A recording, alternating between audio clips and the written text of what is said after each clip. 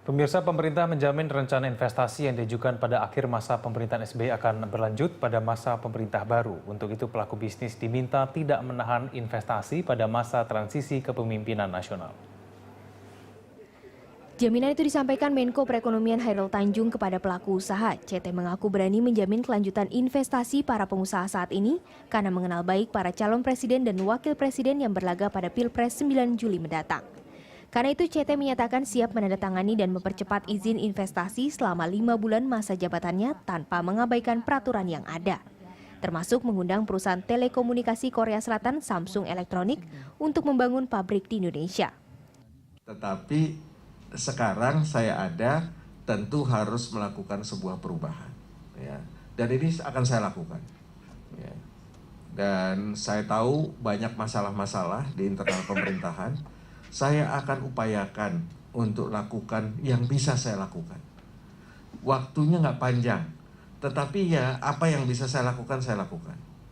Dan di dalam pemerintahan ini, ya, itu insya Allah bisa segera ngebereskan dengan harapan bahwa kita bisa mengakhiri pemerintahan Pak SBY ini dengan baik, dengan legacy yang baik. Untuk menjamin kelangsungan bisnis dan investasi, pemerintah juga menjanjikan insentif fiskal, termasuk bagi industri tekstil dan alas kaki di dalam negeri demi menjaga daya saing pasar. Selain itu, pemerintah akan menerapkan kebijakan non-tarif dan disinsentif untuk pengendalian impor dan mencari pasar ekspor baru. Menteri Perindustrian M.S. Hidayat menilai langkah-langkah peningkatan daya saing perlu ditempuh karena industri tekstil dan alas kaki merupakan salah satu sektor andalan manufaktur Indonesia. Jadi untuk produk-produk sepatu yang menengah ke atas, apalagi yang high-end, semuanya ekspor.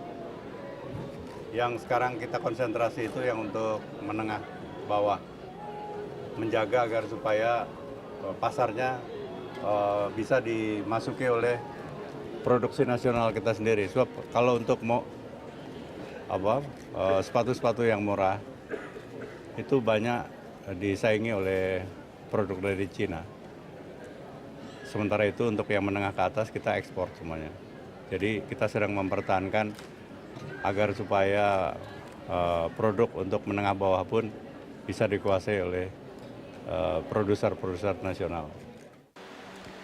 Ketidakpastian hukum dan politik membuat perusahaan cenderung mengerem investasinya. Untuk itu, pemerintah perlu menyiapkan strategi khusus berupa insentif dan rangsangan lainnya. Agar arus investasi asing di tanah air tetap bergairah dan yang lebih penting, menciptakan iklim investasi tetap kondusif saat transisi menuju pemerintahan baru. Rizky Syarif, Indar Mawan, Berita 1, Jakarta.